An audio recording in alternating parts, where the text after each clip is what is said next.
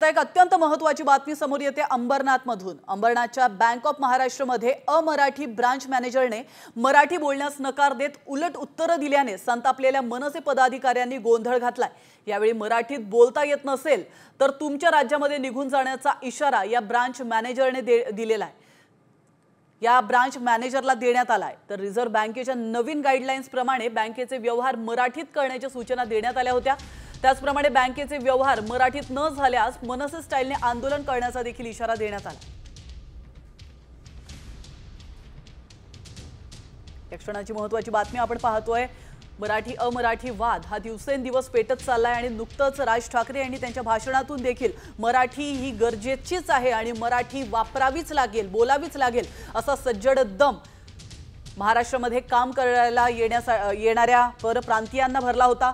आणि त्या पार्श्वभूमीवर आता मनसे कार्यकर्ते चांगलंच कामाला लागल्याचं पाहायला मिळत आहे। अंबरनाथच्या बँक ऑफ महाराष्ट्रमध्ये अमराठी ब्रांच मॅनेजरने मराठी बोलण्यास नकार दिला आणि उलटसुलट उत्तरं देखील दिली आहेत। या ब्रांच मॅनेजरला मनसेने चांगलाच चोप दिलाय। यावेळी मराठीत बोलता येत नसेल तर तुमच्या राज्यात निघून जाण्याचा इशारा या ब्रांच मॅनेजरला देण्यात आलाय। रिझर्व्ह बँकेच्या नवीन गाईडलाईन्स प्रमाणे बँकेचे व्यवहार मराठीत करण्याच्या सूचना आधीच देण्यात आल्या। प्रयत्न करता का ग्राहकांशी बोलायचा?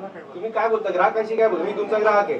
पुन्हा जाके बोलो मैं तो मत बोलो। हां पुन्हा जाके क्या इधर कोण नीट बोलतो प्रेमात बोल। पुन्हा जाके क्या? हां जास्त हिरो बनतो। पुन्हा जाके क्या इधर गुरु नहीं दिखाने का, इधर नौकरी करता है ना तो मराठी सीखने का, इधर हमको एटीट्यूड नहीं दिखाने का, समझ ना? हम भी अनपढ़ नहीं है। रिजर्व बैंक का गाइडलाइन है, तुम हमको मत सिखाओ। तो रिजर्व बैंक का गाइडलाइन है कि जो बैंक जो रीजनल ये बैंक भी है हम बजे ना अभी ना तुम्हाला नीट समजवतोय। तुम्ही उमेद असाल ना इकडे तुम्ही साहेब आहेत, गेटच्या बाहेर आम्ही साहेब आहेत। आम्ही मॅनेजमेंट ऊपर से 1.5 वर्ष झालं ना इकडे येऊन पगार घेताय। 1.5 वर्ष इकडे महाराष्ट्रामध्ये घेताय ना, मग तरी तुम्हाला येत नाही मराठी आणि तुम्हाला मराठी बोलतो। सेक्टर बैंक में हूं मैं, पब्लिक सेक्टर में हम कहीं से भी आ सकते हैं ना, उसमें क्या हो गया?